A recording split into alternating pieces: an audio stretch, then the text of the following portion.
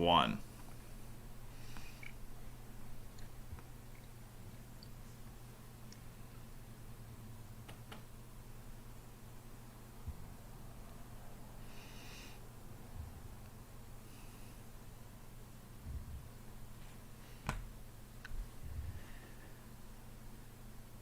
This moment of silence in honor of the Tennessee Titans playoff loss today is brought to you by Roadway Wiz, your home for the best video content on YouTube. Tom, how the hell are you? I'm good, Dan. How are you, other than what you said about your team losing? I've had better Sundays. I'll put it to you that way. But well, hopefully we can lift your spirits back up. Well, I'm sure you'll do just fine. I'm sure you'll do better than they did today. That's not very hard. But what's going on, man? Haven't talked to you in a while. Same old stuff really for me, road related and not. Just made a few more. Well, one major trip here about a month ago, then a little mini thing here on my way down to my brother's in Northern Virginia. And yes, I was in Northern Virginia when all that shit was going down. But that's not the reason I was there. I want to make that clear. That was going to be my follow-up. You weren't stopped there for some other reason, were you? Yeah, I was there to see my niece and newborn niece and nephew, my brother and his wife. Yeah. And it was pretty weird knowing that was going on, just across the Potomac from where we were. Wow. But, just been still plugging away, trying to get all my photos posted, photo guides, the captions written, the photos touched up however I need, and plan on my next trips to get the interstate system fully clenched. And other than that, just my other stuff of playing video games and just hanging out in my spare time. How about you, though? Well, now that football season's... Well, I don't want to rub salt in your wound. That's not what I'm trying to do. I know you're a Pittsburgh guy, so I understand that there's some bad blood, going back to the Houston Oilers days when the Steelers really stood in the Oilers' way of making the Super Bowl. But in the short term, my weekends are freed up once again, so that's good. The one thing I do want to say, it is just after the game, and I think it's going to take some time for me to really collect my thoughts about this season. But I think when you consider just the fact that there wasn't really an off season because of COVID, we played a whole season under that. We had a huge outbreak early in the season, like 25 guys got it just like that. In spite of all the nonsense, in spite of having one of the worst defenses anyone's ever seen, they won 11 games, and they won a division. And that's the first time that you could say they did that in a long time. And, it's disappointing it ended today. This one's going to hurt. But, I don't think it's going to completely remove what we accomplished over the course of this season. So No, definitely not. I mean, and going forward, if they were able to do that well with a shitty defense, like you said, and a rather fucked up season thanks to COVID, there's no telling what the future holds. So this might just be the beginning. Well, hopefully this is it as far as that stuff is concerned. But I have to say that given the hand that they were dealt, I say they had a pretty good run this year. So, regroup in the off season. Let's see what we can do. Let's see if we can put a defense together and then take another shot next year. But I know you're not much of a football guy, though. I know you got your Pittsburgh hat on there, but you don't really follow the Steelers that much. Not the Steelers. Yeah, not football. I'm a baseball fan. Played baseball in my life. I'm too out of shape to play now, but I played 1 year of college baseball, and so it's always been my sport. So I still do follow baseball. It's hard to be a Pirates fan, but in 2013 we had a glimmer of hope there. And, other than that, I like the Dodgers are my second team, I guess. So,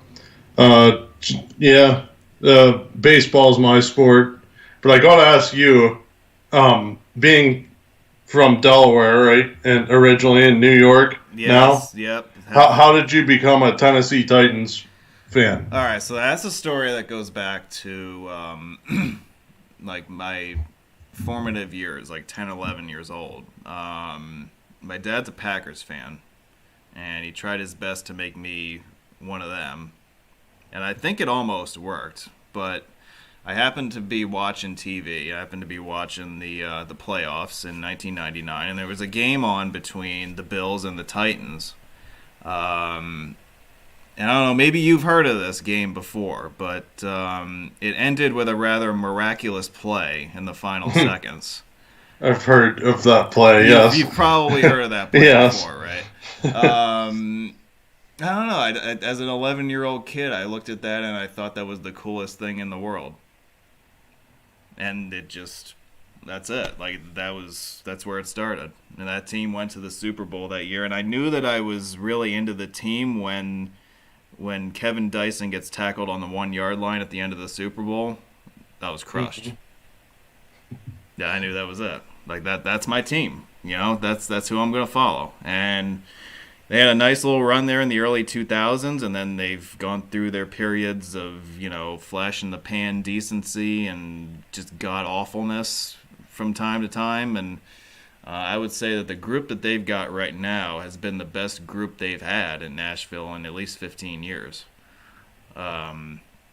So it's been a pleasure once again to watch this team week in and week out. I mean, it never really, you know, stopped being fun, but I tell you, this has been a fun bunch the last couple seasons. Good. Yeah, it's good to see, like you said, at least this year that, I mean, how many times did they make it to a Super Bowl one time? I'm remembering that for some reason, but I could be wrong. Yeah, the first, that year, the 99 season, yeah. Yeah. Okay. Yeah, that was the one. They have not. Okay, was that, since. And who was that against again? The Rams. Rams, okay. Yes, somehow I remembered, like, I know the Titans have been in a Super Bowl, but yeah. Yeah. Well, hey, like you said, that's 21 years ago now, and you're getting at least some element of them being in contention again. So that's a good thing. Although, you know, we wish the outcome tonight would have been different. But of course, the Ravens. Like I said, it's not that I don't like the Steelers. It's just that I don't follow football. Mm-hmm. So, you know, having family who are big Steelers fans, I naturally hate the Ravens too. Right. Yeah. So, and that's who they were playing. I think I saw. Yep. Yeah. So, fuck the Ravens. Right on, man. Yeah.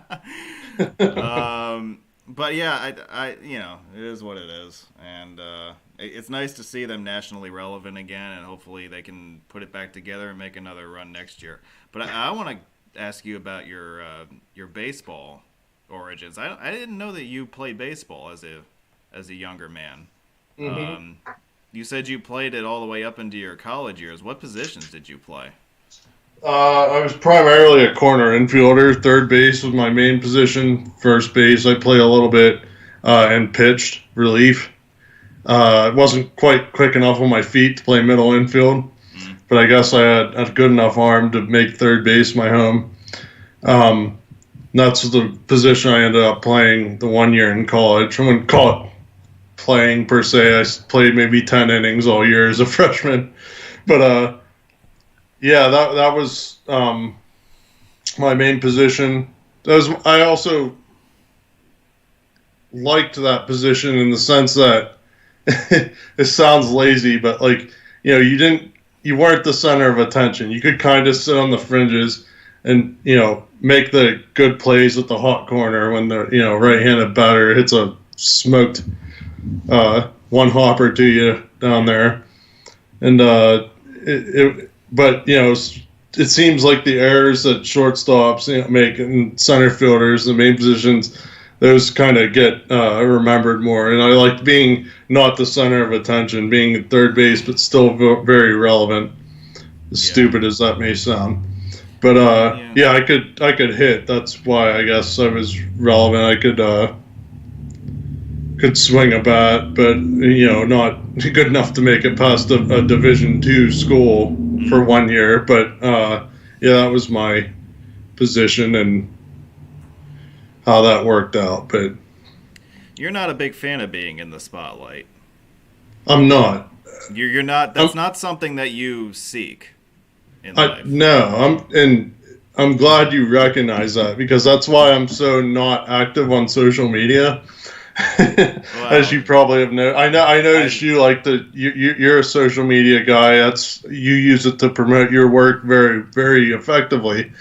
I use it as limited as possible because I don't like that spotlight, and I don't like being the center of attention. But you're spot on when you say that. Yeah, I never did like it, and I still don't till today. But it does, if you can overcome that, it definitely can serve you well. Because you kind of are the center of attention, at least in some circles. Really? Your website is pretty relevant. I don't know that you really realize that. But, I don't. Well, I don't know if that's something that you've either chosen to disregard, because I think that's a reasonable solution too. But your work is out there, and people know about it, and people pay attention, and they get, at least from what I've been able to pick up, people get a lot out of it. And I think people see what you're doing as, it's kind of in the mold of like the AA roads model, where you're kind of profiling roads, and you're kind of, taking us on a simulated journey of them. Mm-hmm. I think that's something that you really have done a great job of over the years. So it's interesting, and I'm kind of the same way. I don't like the center of attention. I don't like being in the spotlight. Yet here I am on YouTube streaming live to a bunch of people. Yeah. So there's that really weird duality that I think exactly. The two of us both have. Yeah, that's when you reached out to me to do this. I actually, contrary to what I just said, I was like, yeah, that sounds fun, because even though, as weird as this may sound to some people, even though there are, I don't even know how many people watching right now, or who will watch after the fact, it's me and you. It's one-on-one right now. And I do okay in those I'm comfortable in those situations. When you get me around a group of people, I tend to clam up and, not know how to approach a situation right, and might end up coming across as awkward or whatever. But when you propose this one-on-one conversation, just a natural, free-flowing conversation, I immediately said, yeah, that's something I can do, especially knowing the common interests we have. And to go back, I want to, before we get too far along, I want to thank you for your kind words about my work. Oh, shucks. I because I never really get a reading on how relevant my work is in the road enthusiast niche groups or whatever, because I tend to avoid forums or groups or social media. So because I mean, let's face it, I can't go on social media nowadays anymore without seeing something within 2 minutes. It pisses me the hell off. So, gee, you're not the only one who feels that way. Yeah, and so the best thing was to step back, disconnect from it a little bit, and only use it as a publishing platform like I do now.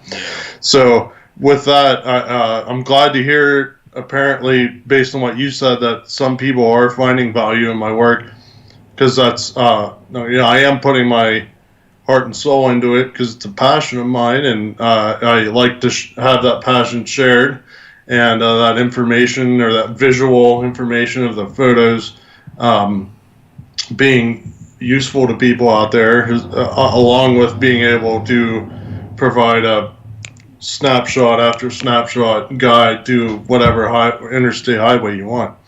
And that's speaking of that, I am absolutely I don't know what the right word would be here, but I don't want to say surprised, but at the same time, I know you haven't been doing YouTube but 10 years, right? I'm in my 11th year now, yeah. And to see how well you've grown that channel in a very niche part of a niche, it's a niche in a niche, because you're real time, what you see is what you get. This is what this road looks like to drive. I'm not doctoring it. I'm not putting up bells and whistles and stuff like the other people do, which that's fine if they like to do that. I'm not bashing it, but to have you bring that, and I attempted to do that, and why should I keep doing it if you're doing it better? So I'm not doing that anymore. But I saw how hard it is in the YouTube, free for all kind of environment to stick out. And I admire how much you have grown your channel. The reach you have, the marketing you do is very effective, and definitely you get props from me for that. I like that style of video, and that's why I'm glad to see that catching on to more people, to see that real experience of experiencing these roads when they can't actually drive them.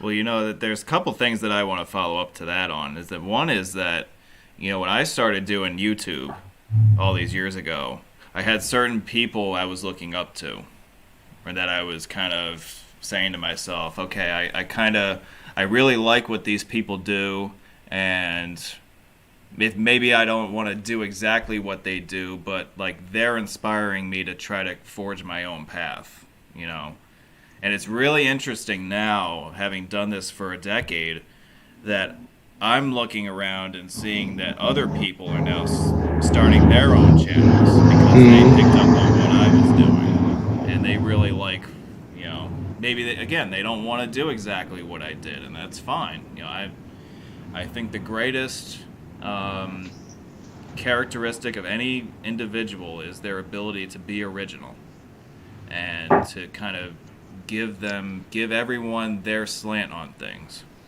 So when I look around, I see people now branching off and starting their own channels because of what they've seen us do over the years. Mm-hmm. People have websites now because they've seen your website and what you've done. So now we're kind of in the position of, being the mentor figure, whereas a decade ago we were looking up to the previous generation. Yeah, it's a very, very good point. Like you said, and what you mentioned it earlier, the AA Roads model, it's exactly pretty much to a T how I started out trying to emulate that. And of course, OK Roads by Eric Stube. Yeah, Eric's another one. I actually always tell him, hey, I actually found your site before AA Roads somehow. I don't know how, but I did. That's pretty hard to do. Yeah, it must have been one specific road I was looking up, and his probably somewhere in Oklahoma, and his came up. Yeah. So with those two models, like you said, I didn't want to just do exactly what they were doing, but something similar to what they were doing with my own passion behind it, and my own idea of what I wanted. What if I were in charge of those two sites, would want what direction I'd want it to go personally. And that's, again, not saying I disagree with anything that those two sites have done. I certainly don't. I wouldn't exist without them. Mm-hmm. It's to say that there's always something, and this translates over to a lot of things in life where you see this and this, and you want to take something from that and something from that and combine it into your own, put your own spin on it.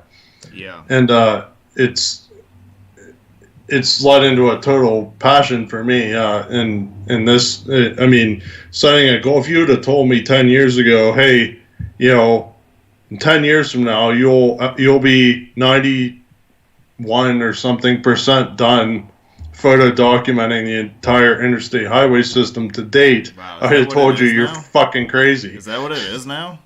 Yeah, it's up to 91%. I have Holy a lot cow. in California, and some in Texas and Wisconsin, some of the North Carolina, some there. Yeah. It's a lot of bits and pieces, with the exception of California. I have quite a bit to do there with all the 3DIs. You got to get back out to the Bay Area. Yeah, and of course Hawaii. Yeah. Well, So, yeah. But, But tell me about your most recent trip, because you did like a 2-week long haul down like the southeast and the Gulf Coast and that general area of the country, right?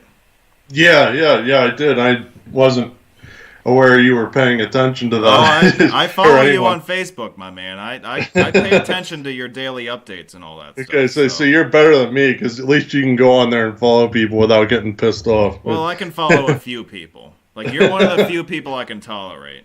Okay, that's good to know. Yeah. Yeah, so I was laid off from work in around Thanksgiving, so there's a chance I'll be called back around April to what I was doing before.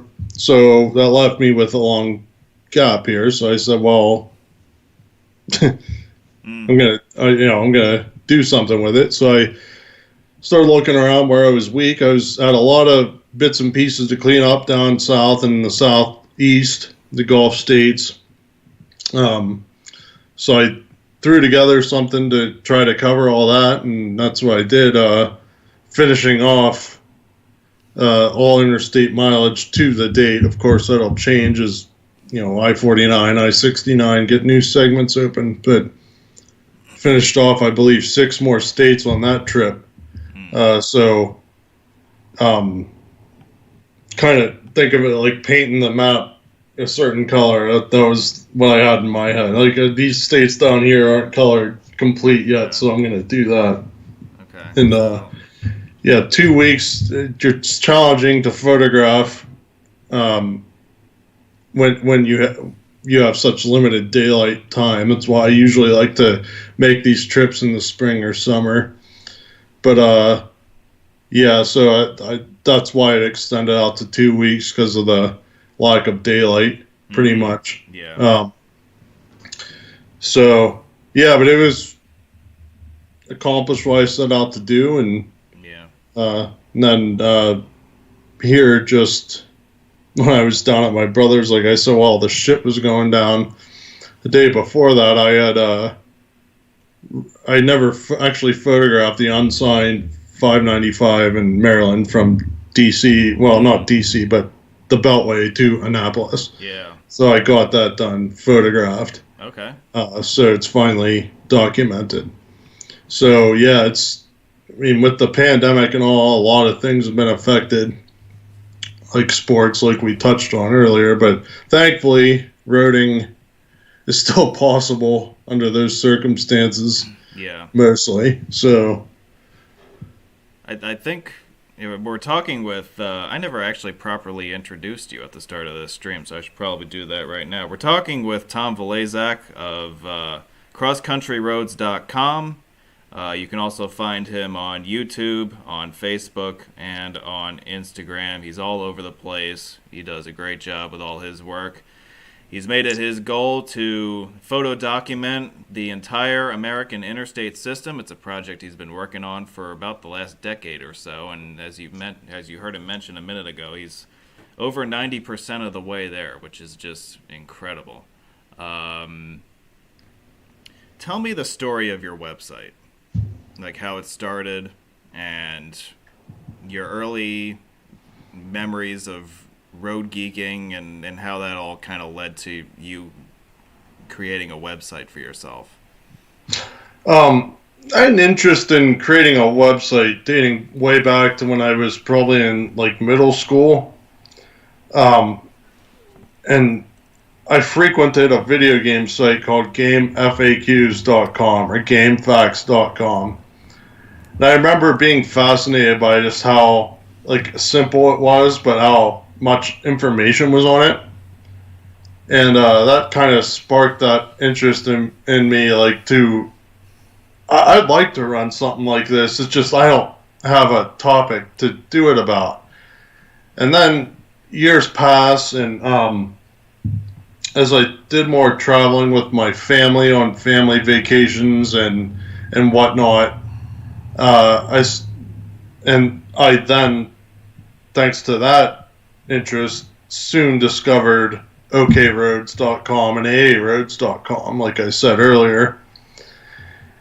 And that's when the two kind of converged. I had an interest in running a website. Well, you have this interest, but no topic. But here's two examples of guys with the same interest who did, start a site about it. And I thought it was a, pretty logical match to start a site about that. And in the early stages, it was just, it was pretty bleak. It was just focused on a cross-country trip I had made from my home in western Pennsylvania to Southern California. And it was more focused upon, like, photographing Route 66 landmarks and stuff like that along the way, along, I-44 and I-40, which 66 parallel. And it wasn't so much focused on documenting the highways. But as I continued to travel more and work in a business that exposed me to the highways a lot more, it just that passion just kept growing to the point where, what if, I just started documenting all my trips and every possible mile of the interstate system. And I chose the interstate system. I know I said this before because I find it as to be a modern marvel that's we use and underappreciate. Mm-hmm. And also that I'm just one man. I have to draw the line somewhere. I can't do every state highway, county road, and U.S. highway. Well, there are some people out there who are trying. I mean, good for them. I hope they succeed.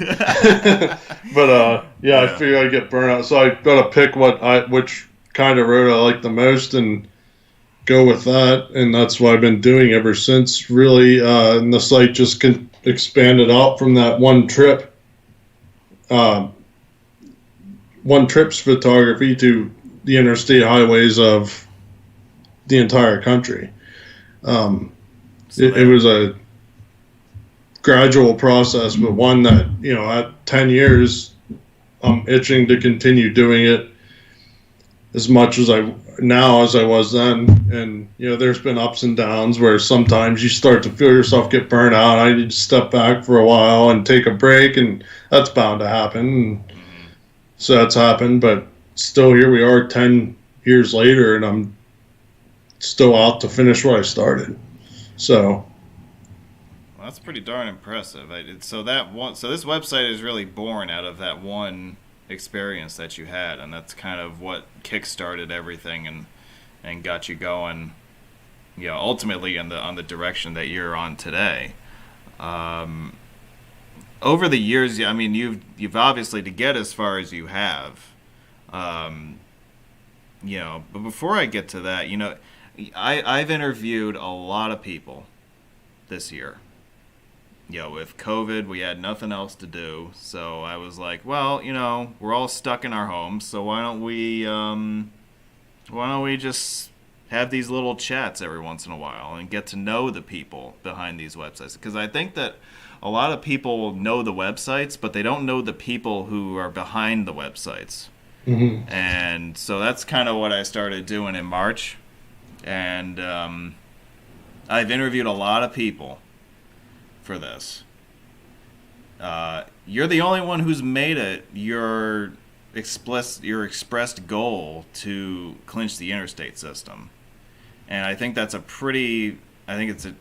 great that you're doing it, and it's a very ambitious thing that you're doing. And I just wonder if that ever occurs to you when you're in the process of doing something like this. Because that's a big deal, to drive and document the whole American interstate system. I mean, that's something that, you could probably, well, I know you're the only formal effort trying to do so. That's gotta kind of, and it's gotta occur to you, doesn't it? The significance of what you're doing. Yeah, absolutely. I try to take it like in pieces rather than looking just at the end goal of, I found in other things in life when you just set that end goal and there's a lot of things to be done in between you and that end goal, you can burn yourself out in various ways. So I've been careful not to take that approach, and I'm taking it in the approach that like just one state at a time, one road and a state at a time, and every mile you cover of it is progress towards that end goal. And for me, it's been important to keep that in perspective. And so, yeah, it does occur to you when after a long trip, like you said, does it ever occur to you after a long trip when I'm updating my clenched interstates log on my site, it will strike me like, well, god damn, like I made a shit ton of progress there, And you've seen a lot in 10 years. Yeah, and right, in 10 years, it's like I said, what you would have told me 10 years ago, this is what I'd be doing and would be that close and would have stuck with it that long. I would have not believed you. But, so, yeah, it has occurred to me, and I do, I like the challenge that, hey, it's still, that goal is still out there for you to achieve, and while you've made steps toward it, you're not there yet, so keep fighting, keep pushing. And so yeah, I think it's important to keep it in perspective along the way, but also at the same time, when you're not out there driving and documenting and photographing and all that, to look back and see what steps you've made towards that goal, so you feel that you are acting according to plan and making the proper progress towards it.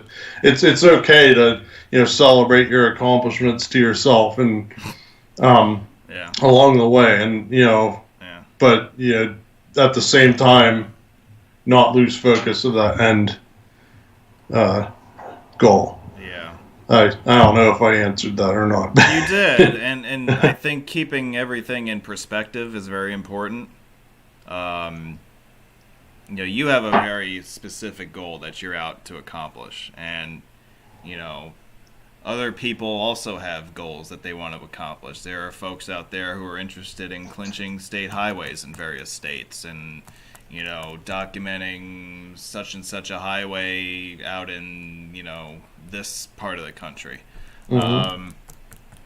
I never really had the idea to set a specific goal for myself, but I think the same thing still applies for me, because I'm interested in traveling, man. Like I want to go to every metropolitan area that I haven't been to yet and see what there is to see, because I'm a city guy. I'm the guy who likes to see all the engineering stuff and all the cool freeways and all that, the double decker, triple decker stuff. That's where I'm interested in going. Definitely where I expected. Why you do what you do. Yeah.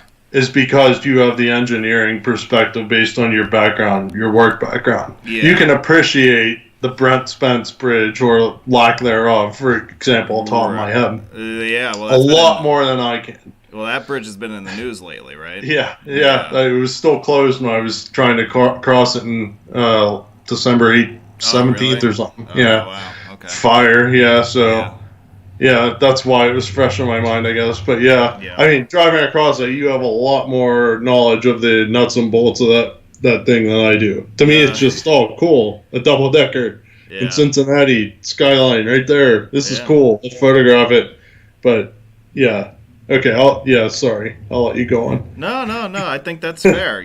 We all have a different perspective on things, right? So, whereas you might find it really cool to just, be present and to photograph something, I might be able to entertain you for 8 hours talking about the engineering behind it. I'm sure you wouldn't want to do that, but yeah, that's kind of what I bring to the table, and everybody's different in that regard. You know, we all kind of are our own individual in that sense.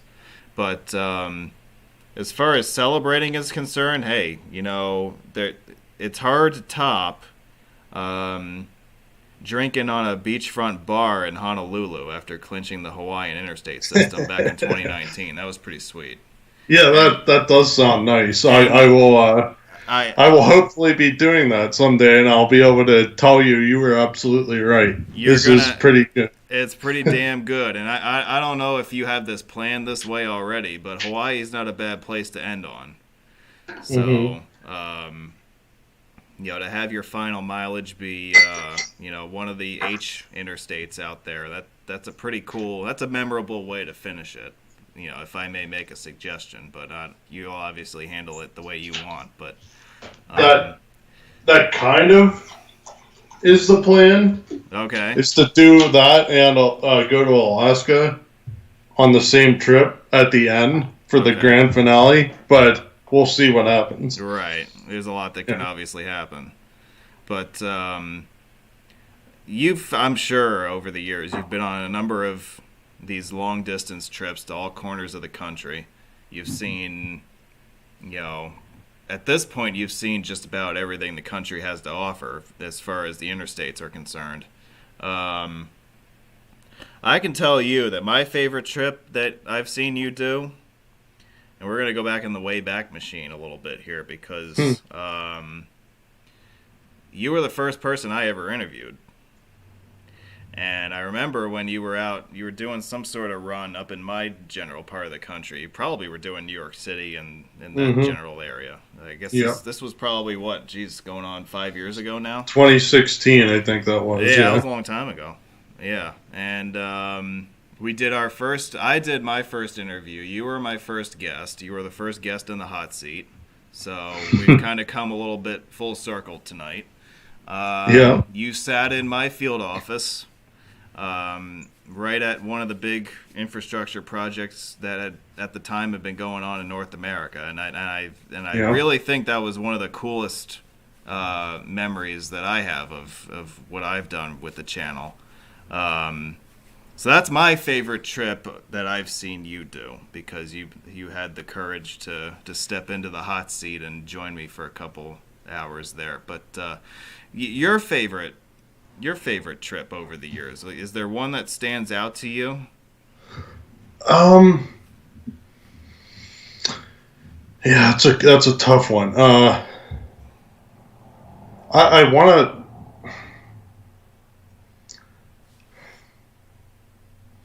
to say one of my trips to the northwestern U.S. probably, just because I'm a little bit biased towards it because I like that part of the country the most. And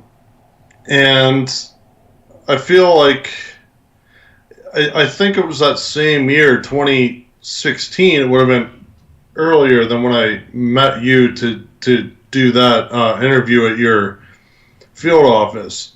I believe I was all over Montana, all over Idaho, all over a good bit of Utah. That one sticks out in my mind just because it allowed me to cover so much in a part of the country that I like. However, I do have to take into account like the ones that in which I think I accomplished the most, and you hit on that in what you said when I met you that same year, 2016.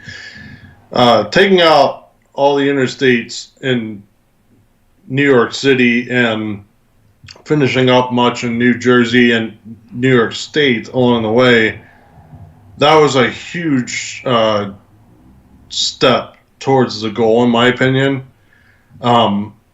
And so for that reason, I would also say, I wouldn't say like favorite, but where I felt most accomplished in the planning that went into it and the execution of it, with only having X number of days off from work to do it and whatnot.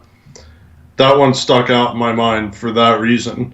And for another one, I'd have to say in 2018, I believe it was in May, up till the beginning of June, I did one of the longest runs I ever did, which totaled just over 8,000 miles in 2 weeks. And for that reason, because of the marathon, it was to, it went, west, southwest into Texas, back east, clinching all of I-20 eastbound in one fell swoop. I felt that was, again, memorable because of how much I accomplished on it, how much I covered that I didn't have covered before. But as for saying a favorite trip, it's hard for me to pinpoint one because there's different criteria, like I kind of just said, for what makes a good trip for me, if that makes sense. Yeah. But favorite places, I could say that, but Well, why don't we get into that? Because I know that you've been very favorable towards Montana and like the Mountain West states. What is it about that part of the country that appeals to you? Just the scenery, obviously, and the change of scenery that you can see from one side of Montana to the other is remarkable because it's so big. And that same goes for Colorado, Wyoming, and, all the way down to New Mexico, Arizona. It's, other than that, it's just, I don't know what it is specifically, but just, you feel like open out there. Being from the East Coast, both of us, things are tight. There's a lot of traffic, a lot of places and whatnot. Yeah. When you go out there, you can kind of just think and relax and just cruise along with beautiful scenery out both of your side windows and just breathe a little bit, know that you're not going to come into a traffic jam 20 miles ahead and stuff like that. It's just the space, the open space to me is appealing, and that translates to pretty much everywhere in the West, with the exception of the very West Coast, like California and places like that. But I'd say that's the best thing about it to me. If I described it well, I'm not sure, but just the feeling that space around you, it just like, this is the great wide open, as Tom Petty sings about. I mean that we're both East Coast guys, and we're used to being like on top of other people, and with there not being a lot of real estate around us. But I tell you, when I got in the car and started going north on I-17 out of Phoenix almost a year ago, I was like, holy crap, this is awesome. Because I had never seen anything like this, in my life. That was my first visit to Arizona ever. It was just my second trip out to a destination west of Texas. The West is very much virgin country for me, even still to this day. I mean, I still haven't been to, Utah or, Montana, Idaho, up in that part of the country. That's all still real estate that I still have to explore. But I was really taken with it because of the difference and the stark contrast between,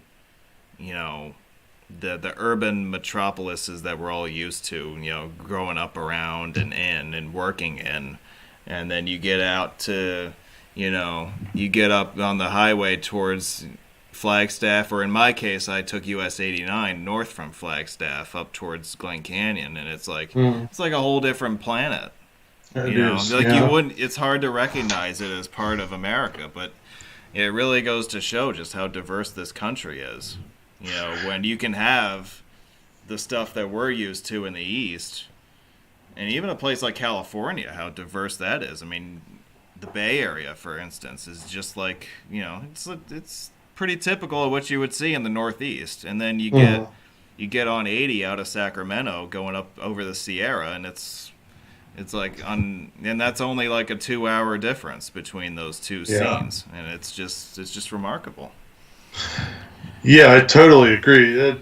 The number of, the differences in scenery you can see from driving across this country is totally astounding to me. Like that's why I always like to see, if possible, to drive, if I had the time, to drive to these destinations west, because even though, hey, today we're going to be in Ohio, Indiana, and Illinois, remember that, because tomorrow we're going to be in a much different scene in western,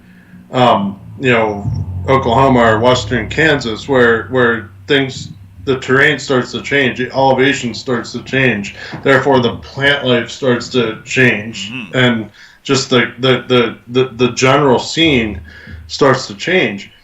And it's, all that time you were in your vehicle going across that same road, perhaps, if it was, if you chose to follow the same road the whole time. But, and you think back, well, a day and a half ago we were in Ohio, which to me is familiar as hell and not remarkable because I've been there a million times. Yeah.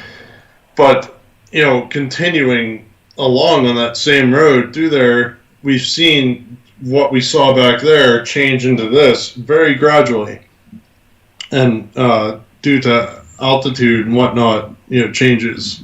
And that's remarkable. And the most prominent example of that is the one you touched on, I-17 in Arizona. Yeah, I was going to say, I think you've been on the record as saying that I-17 is really your favorite drive on the interstate system. Certainly your favorite mainline route on the system is, and I believe that's still accurate, right? Yes, that would still be accurate. That mile for mile, and 150 miles or so, you can go from the sixth biggest city in the country, seventh biggest city in the country. Yeah, I think it's fifth now. Okay, yeah, downtown Phoenix. Yeah, that's where you start. Yeah, you can go from that. You can see cactuses or cacti, whatever the right word is. Yeah.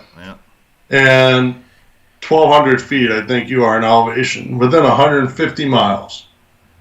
You go up, you go down a little, but ultimately you end up over 7,000 feet in elevation. Yeah. And really didn't think along the way you climbed that much. Like, it's pretty clear you were climbing at times, but 5,800 feet, that's a lot of freaking climbing to do in 100 some miles. But by the time you get up to like Munns Park and then Flagstaff, north of Camp Verde, it's just like a different world. It's like you went into a time warp and you were dropped somewhere completely else. Just how much the general scene changes, and you can't get that exact, to my knowledge at least, that exact dramatic change of scenery like that on any mainline interstate in the country in that short a distance as you can on that one. Yeah. And I think you can probably vouch for that. Well, it's on the short list for sure. The only one that comes to mind that I've personally experienced would be 80 going out of Sacramento. And then going up over the Sierra. That's a similar feel to it in a shorter distance. That's true. That is kind of a similar feel. I've also heard similar things about 90 going out of Seattle, going up over Snoqualmie. That's one of my probably second or third favorite ones because it That's although that's one I haven't experienced myself, but I've heard from other people that it has that kind of a feel. It does, but it's not. It doesn't slap you in the face quite as much as 17 did to me. Okay. Maybe that's because 17 was the first one. It could just be completely my perspective. Yeah. So I drove 17 before I ever did I-90 from the Seattle area up Snoqualmie Pass. But that's one of my also favorite drives. And then once you get on the other side of Snoqualmie Pass, it's amazing that that eastern half of Washington looks a lot like, well, I'd say like eastern or southeastern Idaho, or eastern Colorado, high and dry. Mm-hmm. The dry high plains. It's just amazing that well, back there it's just completely different. We haven't gone that far, but then the Columbia River Gorge there, it's certain another kind of anomaly along that route. It's very worth seeing if you ever get the chance. But yeah, that's I-17. I think packages that feeling pretty well. Also does I-90, I-80 out of Sacramento heading east. As does H3. Yeah, I'm sure that's what I was gonna ask you. I'm sure there's something like that in Hawaii. Yeah, I will never forget driving H3 for the first time. Like that's one of those moments where you smack it on the refrigerator, you put your gold star up there, and you say, "Yep, that's one of your 10 best days in the hobby," is when you drove that. We were talking about the changes that you see along I-17, and then that occurs within a 2-hour stretch. Well, the drastic changes that you see along H3 take place within 15 minutes. Mile for mile, I still believe that H3 is the most eventful stretch of freeway in America. And that makes me look forward to experiencing it someday, because I mean, I try to, as stupid as it sounds, I try to avoid spoilers, by looking too much at other people's videos or photos of road or interstates I haven't been on. Sometimes I just can't help myself. And I know I have peaked at H3 and other interstate stretches and like I-8 that I haven't been on before. Yeah. I try to restrain myself after too long, but H3 is certainly one of the ones, from what you've said, from what you've shown, from what you recorded, from what you're saying right now. That's definitely on my list of looking forward to experiencing. So when you drive it eastbound, you start in a metropolis. I mean, Honolulu is 1 million people, so it's not like a little town on the side of the road. It's a big city. It's bigger than most cities in America. So you start there, and then you're in the jungle right after that. Which is something you can't really experience in the mainland. That's right. Yeah, so the jungle. Yeah, that's automatically something that's really different. Yeah. And then you go through a tunnel underneath a mountain range that's 4,000 feet high a couple miles later. And then you come out the other side of the tunnel, and you're on this mountainside, and you've got the Pacific Ocean right in front of you. And you're up on this mountain like 1,000 feet up in the air, and you've got this panoramic view of the Pacific coast on the north shore of Oahu. I mean, there's nothing else like it on the interstate system. Yes, we have mountains. Yes, we have cities. You don't have that combination of events happening in a 10-minute span. It is just it's. I said this when I did the Hawaii Interstates webinar way back. Mile for mile, the H3 interstate is our greatest achievement on the interstate system. It's a miracle that they built that thing. I mean, when you think about, I know you're not into the technical stuff, but from a technical perspective, that's been our most challenging stretch of interstate to build to date. And it won't surprise me if it remains that way. Yeah, I mean, from what you're saying, just the fact that you coming from the more engineering technical standpoint can say that about it, along with it, like it's a jack of all trades. It can entertain someone with that perspective just as much as it could entertain someone with my perspective of just the scene and the signage and the uniqueness of it. Or yeah, so the fact that it can bottle all that up into one, I'm pretty convinced that I will enjoy it very thoroughly when I get the chance to go to Hawaii to finish things up. So I'm looking forward to it. I'm glad you hyped it up for me, because I'll be looking forward to that. I got you thinking about it now, don't I? Yeah, I can drive it 2 or 3 times. Well, yeah, you gotta, just spend a few days out that way and have a good time and enjoy it. I mean, when I was out there, I had enough time to drive the entire state highway system on the island, which if you book enough time, you have plenty of time to do that. And that, I mean, I know you're not into state highway clinching and stuff like that, but there's some neat drives on Oahu that are just on the state highway system, like the local surface roads.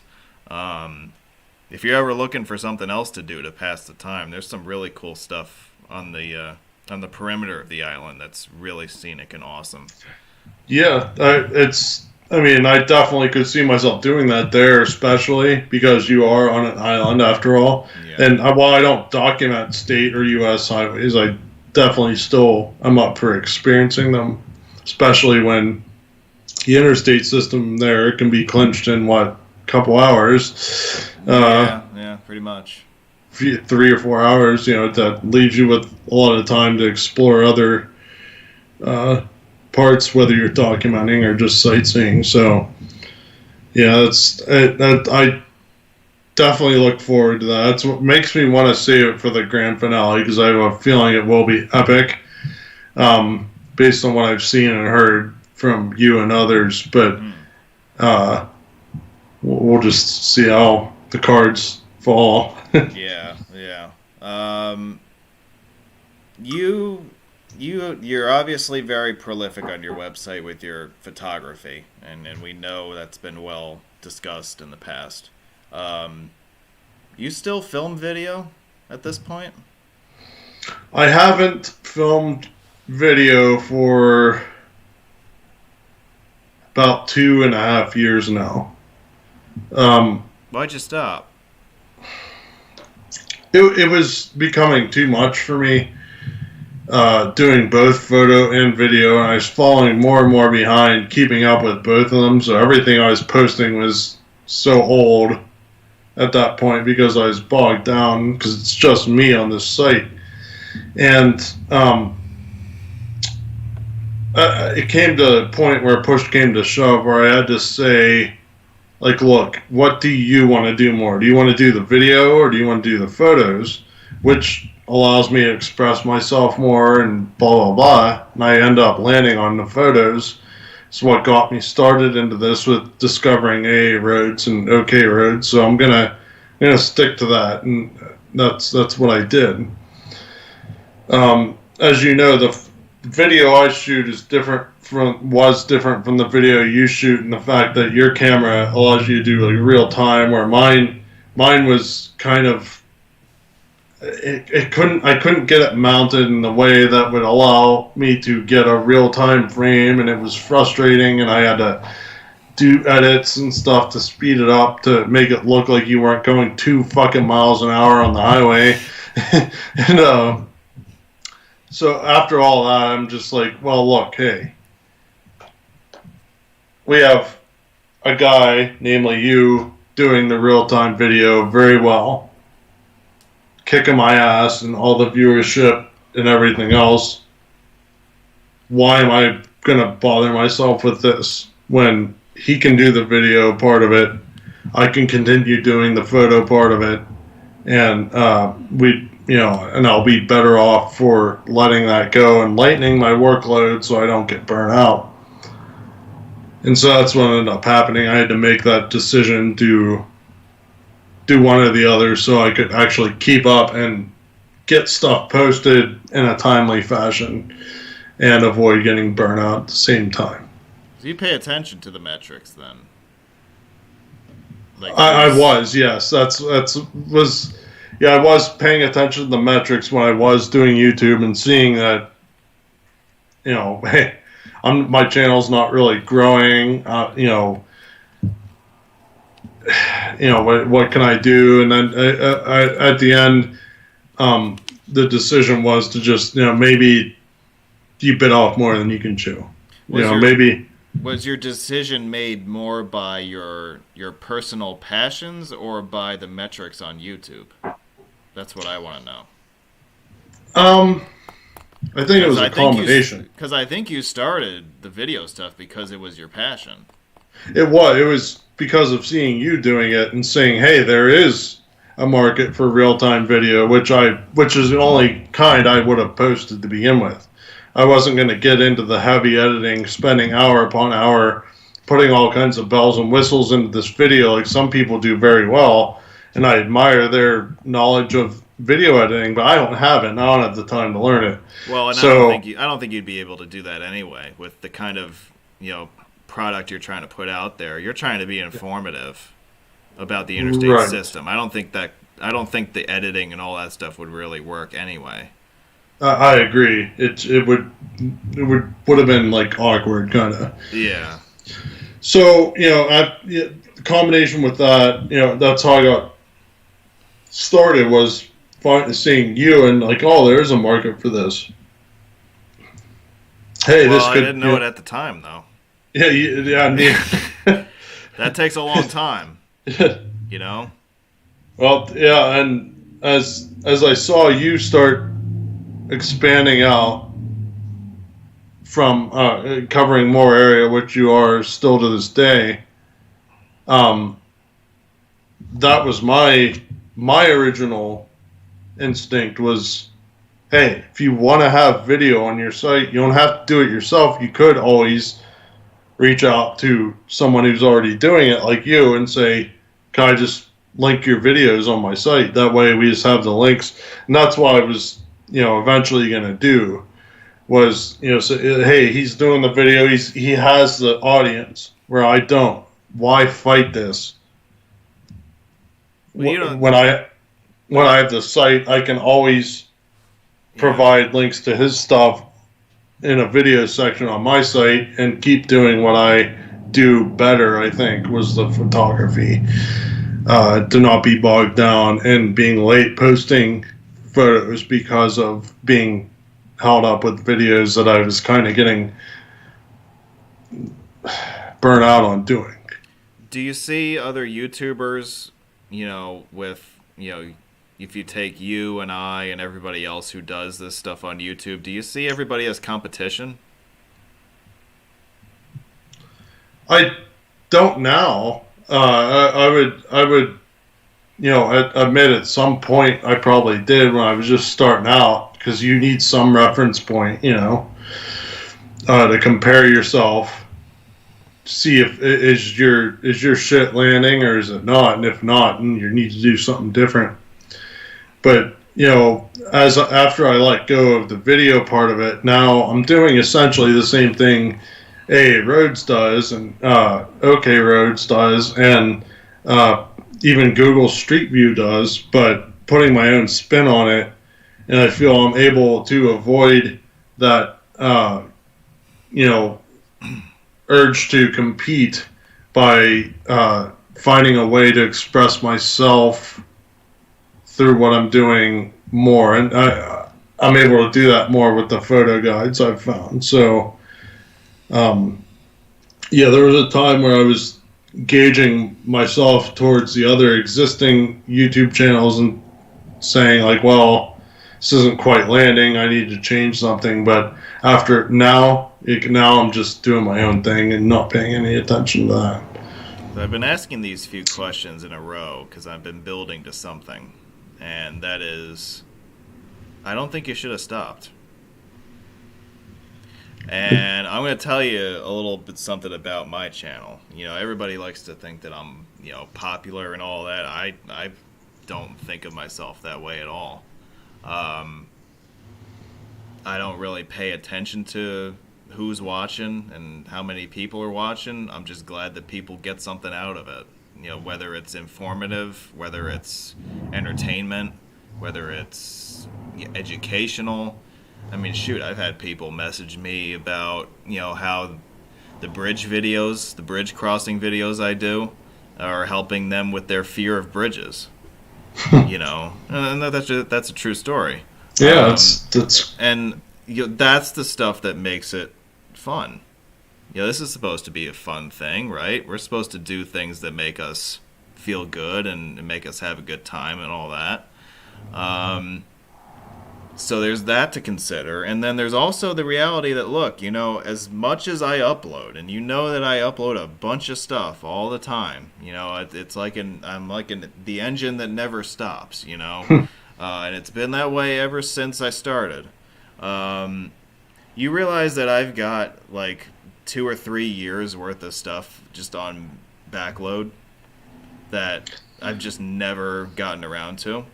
I figured you had a good bit, but not that much. But the point that I'm about to make is that I don't care what my backlog is. When I go away on vacations and stuff like that, I always have all my cameras with me. Because I always say to myself, you know what? There's a good chance that some of this stuff isn't going to be uploaded. And that it's not going to see the light of day right away. But to me, you film it anyway, because there's always that chance that someday you're going to look back and say, you know what? I filmed this back, you know, in this year when I went on this trip to this place. And maybe I let it sit away for a while. And I didn't think much of it. But now I do. And maybe now I want to bring this out and share it with people. If you never video it in the first place, you never will have that opportunity a few years from now. Yeah. And I've seen you go on these trips recently. You know, I saw you go on the trip to the Gulf Coast, and I saw you go on, I don't know, whichever one you went on before that. And I was thinking in my mind, I'm like, okay, he's doing this. He's photographing all these highways for his site, which is awesome. But there's a part of what he's doing that was a part of his site that is no longer a part of it. And I wish that it still was. Even if it was only just that you were filming it just to collect footage.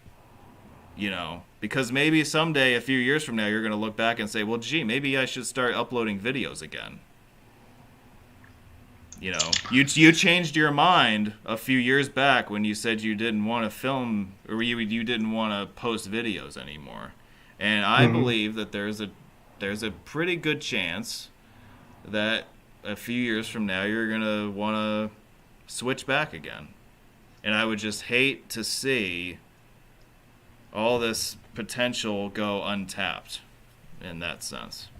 That's the only point I'm making. Yeah, and that's definitely a thought that's crossed my mind while I'm doing it, just video. Well, at the same time, I'm, you know, getting into my vehicle to start out on one of these trips thinking, God damn, am I glad I don't have to get that fucking camera set up right and fuck around with it for 20 minutes to get it, you know, just right. And the other, at the other time, or at a different point along the run, I am wondering, like, well, it would have been nice to have video of at least that, you know, one part, or, you know, like for I-17 or I-90 going up Snoqualmie Pass or something, just that, you know, not I-15 in Idaho, which is totally unremarkable. But, you know, it has crossed my mind that maybe I shouldn't not do away with it altogether, but just still keep it as a highlight reel or something, you know, of the trips. But just as of yet, I haven't pulled the trigger on that, but it's something I'm considering. Downsizing the video effort as it was from filming every single minute I'm driving the interstate system to picking out certain parts I know and have scouted out that I know will probably be the ones that not only are the most memorable, but the ones that would be the most shareable, where other people might want to see. So that's a possibility in the future that, which pretty much based on what you're saying, is that for yourself. Doesn't have to be to upload to YouTube for some, to try to get 5,000 followers or whatever the fuck. But just to do it, just to put it out there, have a link to it from the site so other people can see, hey, you saw the photo guide, but if you want to see it in motion, frame by frame, here it is, this particular part. I don't think that's out of the question in the future. It shouldn't be for you, because that was a big part of what you were doing several years back. And to kind of go back to my own trip experience, when I get on the road at the start of the day, I turn the camera on, and it stays on the whole day, every day. Mm. Even, whether, we go back to last winter in Arizona. I was filming every hour of my drive around Phoenix Metro, just like I was filming I-8 across Arizona. Mm-hmm. And if you haven't done that drive, let me tell you, that's like the 3 hours from hell trying to get from Casa Grande over to Yuma. But I-8 is one of the few interstates I've not been on. In Southern California, it gets a lot more interesting, but across Arizona, it's a bloody bore. But I treat everything the same, and I say, look, I'm filming this, and shoot, I might not upload it ever, but at least I know that I have it. And I think that if you kind of, I don't want to tell you what to do here or give you the impression that I'm telling you what to do, but if I was in your position, you see, you're in a very unique spot because you've seen so much more than the average person. You've seen a lot more than I have. And I've been all over the place in recent years. I think that you have this unique ability to kind of show us the greatest hits of America. And I kind of think that's what you were starting to do with the YouTube stuff. And I think that still is something that you can do going forward. And if I had a request from you in the future, that would probably be what I would ask for you to do, is start filming again.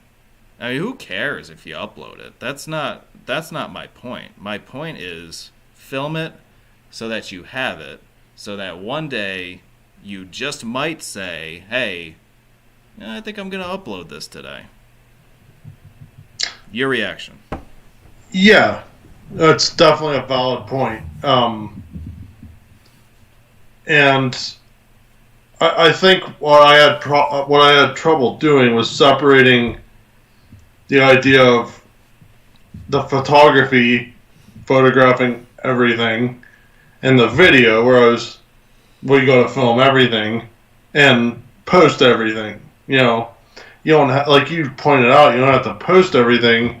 And while I do post close to everything photography-wise, with the video, you make a good point that you could just do the highlights as a complementary thing to the photo guides. I'm totally open to that. I mean, that's really what I do on YouTube. I mean, I know that I upload a lot of stuff, but really I'm just posting the highlights. Like, there's so much more rural stuff that I've filmed that just sits away year after year.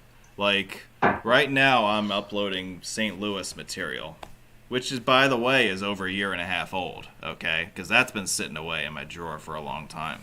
I haven't even touched, like, I-55 down through Missouri and Arkansas.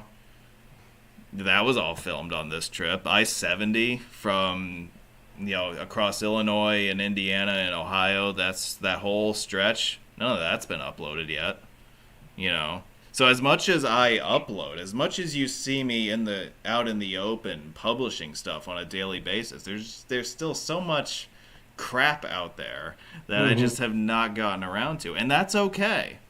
I realized, when I was going on these trips that there just was never going to be a way for me to cover everything, and it went from me trying to upload everything to saying, okay, here's the stuff that I think is most important, that I think people would want to see most. Let me focus on that, and let me upload that stuff. And then screw the other stuff. Like, if I get to the other stuff, great, but I'm not going to stress out about uploading, I-55 through Cape Girardeau when I can upload, Interstate 8 across Southern California. I'd much rather do that, But that's kind of what happens when you're as prolific and as productive as you and I both are. You run into that inevitable problem that you're just never going to be able to get to everything right away, and you deal with it just like how I laid it out for you. You decide on what's most important for you, and of course we might have different definitions of that depending on what we value. But it's natural. Yeah, I don't see why you can't get back into the video, young man. And I think that's something that you should consider doing at some point. Come out of retirement. And I appreciate your input on that. I think what happened with me is I got so obsessed with using the video as proof of my clinches. I had to upload it, like if it was I-15 in Idaho, for example, unremarkable completely. I had to put it all out there at the same time, Yeah. And using the video more as a complementary to the photo guides is definitely a much better approach, as you pointed out, and could possibly I think if I can think about how to do that the best way and think about in advance what exactly highlights or whatever you want to call them I want to film, so I don't have 10 billion terabytes of data to go through. Oh, I've only got 4 terabytes. It's no big deal. Yeah, I was having to I would have had to keep buying external hard drives, and I quit buying those to. Well, you know what? I actually have my master drive right here. You want to see this? Here, I'll show you real quick. So I'm OCD, so I have to have it backed up in 2 places. Oh, I do the same thing. Yeah. So this is the master drive right Is here. that a Seagate?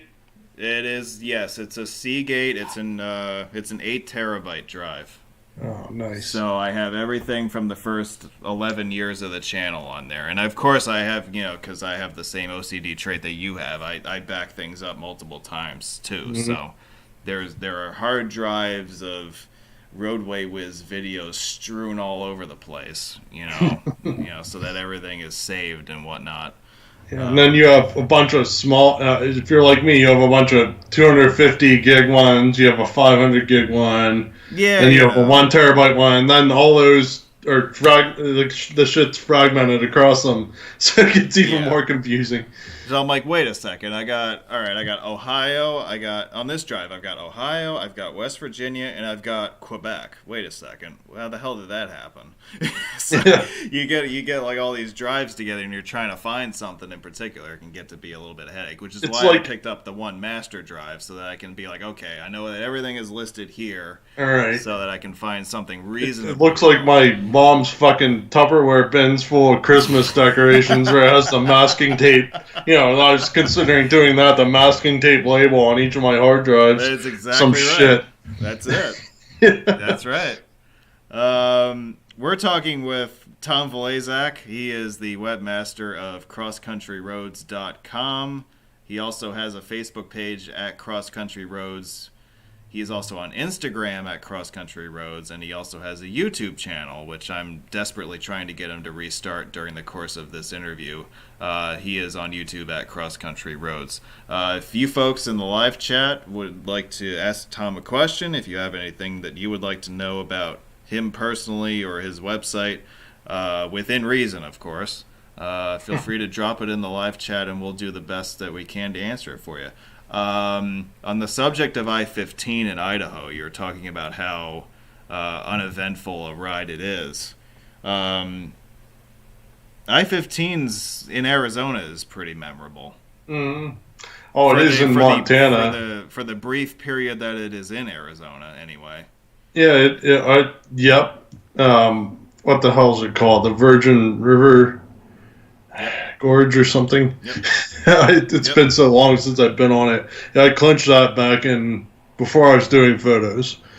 It was on one of my one of those cross country trips that I told you the site started out about, and I just didn't, whatever reason, photograph it. But yeah, that was just that little corner of the state. Yeah, a lot happens within that. And I-15 in Montana is great as well. From like Great Falls the whole way, I would say the whole way south to almost Idaho. It takes a nap in Idaho. Yeah, because it's not really interesting. Okay. Yeah. In fact, if I had to say the most overrated Western state in terms of what I value, which is the scenery based on the interstates, I'd have to say Idaho. I'm kind of disappointed in you. Really? Because I-90 is great through Coeur d'Alene, and I think that's how you say. I've heard it pronounced about 10 different fucking ways, but but yeah, I-84 is not that eventful. I-86 is about as uneventful as I-15, and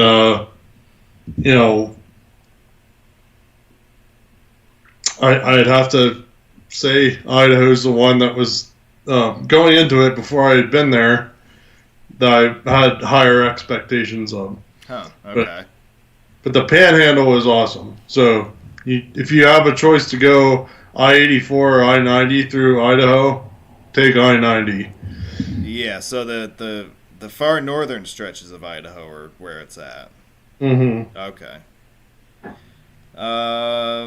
Question from the live chat. Michael Untulis, I think I'm saying that right, wants to know, do you have any pets?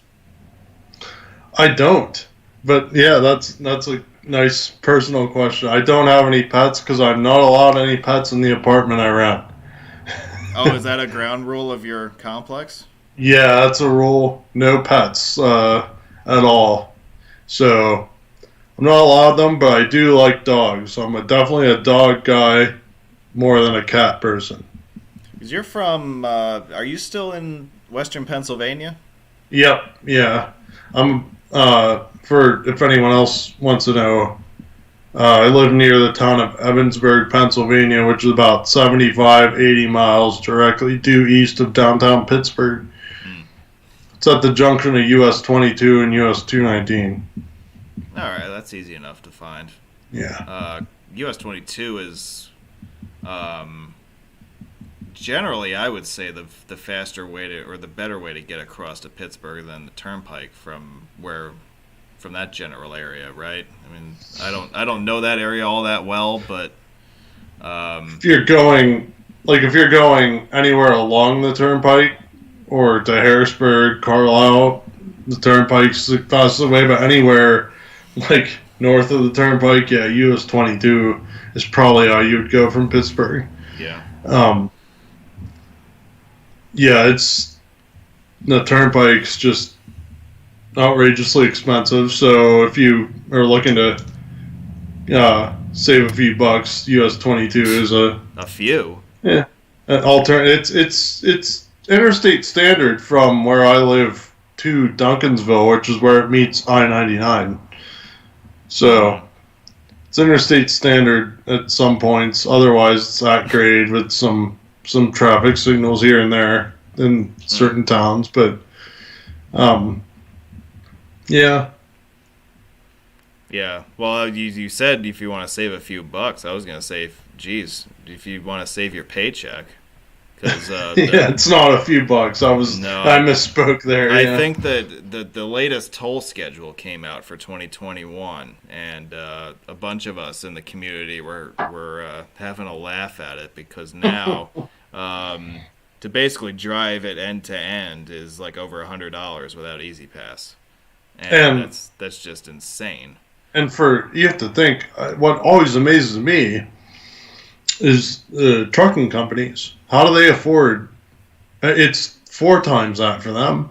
Yeah, I don't know how for 5-axle or more. Right? Yeah, like that's $100 for a car. So what the hell is it for an 18-wheeler? Or even just, I mean, it's. I can't believe I see any trucks on that turnpike anymore. Yeah, considering what it costs them. Yeah, I don't know how they do it. I mean, what's the New York State Thruway from Albany to basically where it ends, west of Buffalo? You know what? Give me 1 second, because I can get you the answer right now.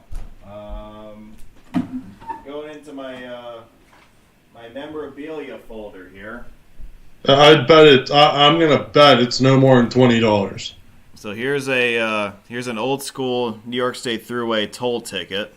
These went out of fashion in November when the thruway system converted to cashless tolling. Yeah.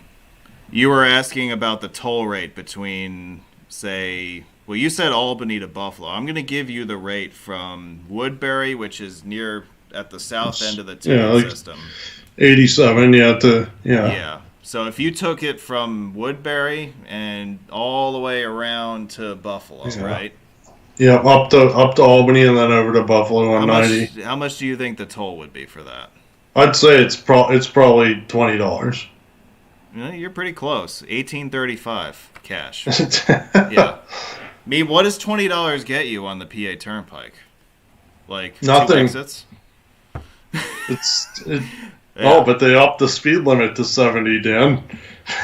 Well, they did do that, yeah. Yeah. I think weren't they the first highway in Pennsylvania to do that?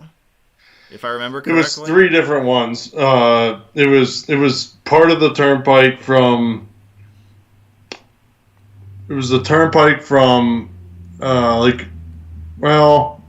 let's say west of I-276 and where I-76 and 276 split, near like King of Prussia.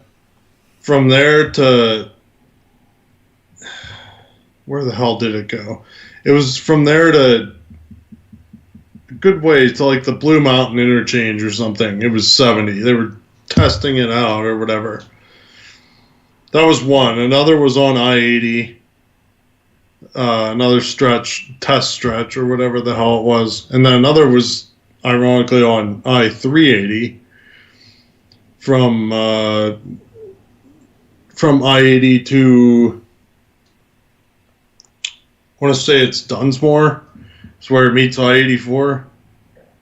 Oh, up near Scranton. Yeah, up in like near Scranton, Wilkes-Barre. Yeah. Yeah, there was a 13-mile stretch of that or something. They designated 70 miles per hour. So there was 3 areas like that. And then after a while, I guess they just said, all right, whole turnpike 70, pretty much all of I-80 70, I-99 70, which is the closest one to my house. I-79 is pretty much all 70, except for when it's during the duplex was 70 and around the western suburbs of Pittsburgh. But yeah, it's, I don't know what the hell. Well, the higher speed limit sure doesn't make up. Doesn't justify $80 difference in cost. No. Yeah. You have a background in the trucking business. Yeah. So you've kind of you've kind of experienced that, right? Like that side of it to some degree. Of the tolls, yeah, yeah, but I'll say most, not every one of the companies I drove for, most of them would cover the tolls. There was, I'll say one company I worked for that you had to fish out or shell out the cash at the toll booths and then save the receipt and turn it in. They would reimburse you, and that was a whole fucking fiasco, as you can imagine. You had to, you had to play accountant in your off time. Your 36 hours that you got off on the weekend, you had to play accountant to make sure you were getting paid back. Wow. And I didn't work for them very long. Really? But okay. yeah, but it was one other company I worked for, simply based not far from where I live today, said just simply we aren't going to use the PA Turnpike. It's too expensive. Yeah.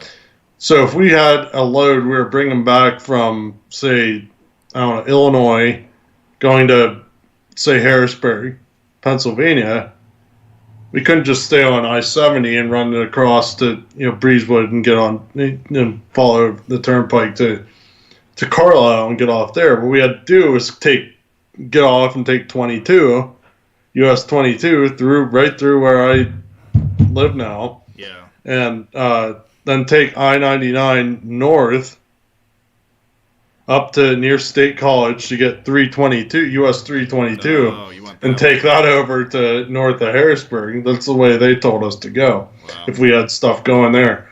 So, I still see, I've worked for bigger companies, like multi-billion-dollar corporations, who still seem to be willing to run that turnpike like it's, chump change, and I don't know how or why. Yeah. Well, because I still see their trucks running across it all the time. Yeah. Because when you were dealing with that, when all that you just told us was going down, that was what, a few years ago? Now?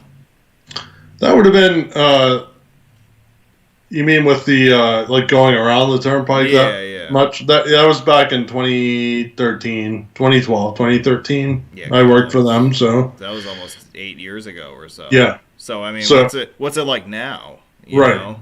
It's like, people were already starting to skip it back then. Mm-hmm. So I just can't imagine how people are going to stick with it at this point.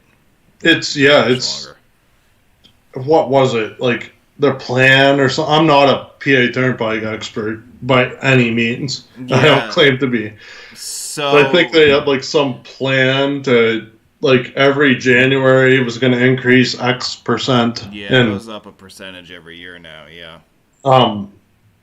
And it was just sickening to even think about after a while. like I said, so I just quit even paying attention to what it cost. And today, like I said, if they were avoiding it then, and I believe it was close to $300 to go from Ohio to New Jersey on it in 2013, I can only imagine what it is today. Yeah. To go from Ohio, New Jersey with a 5-axle. Well, you know what the toll now at the gateway going eastbound coming in from Ohio, I think is $12 for a car. Yeah. So like I don't know whatever that translates to for an 18-wheeler, but I mean right there you're just getting your ass kicked. Yeah, so I mean, hey, if it's $100, I mean if we do the math, which you're probably more the math guy being an engineer. But, all right, let's do that. $100 you said go from Ohio to New Jersey for a car. Is that right? Yeah. So, I believe the 112 number is if you take, if you're going east, right? Because you get nailed at Gateway and then you pick up from there. But like for argument's sake, let's say it's $100. Okay. For the whole trip. $100, and what we know is in 2013 or so is about $300 to go from Ohio to New Jersey for a 5-axle or more. Wow. That's insane. I mean, it is. It's just How do you wrap your head around that? I mean, it's just... Yeah. And what cost do they have to make up?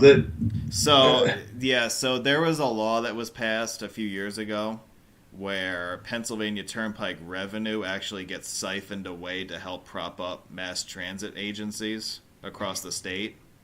So, like, the toll revenue that's being generated, not all that much of it actually is going back to the PTC. A lot of it just gets distributed to, like, you know, SEPTA and Allegheny County Port Authority and all these other BS agencies. They're trying to tax out-of-state people as much as possible. Like, it's essentially. Like, in effect, it works as a tax to prop up mass transit.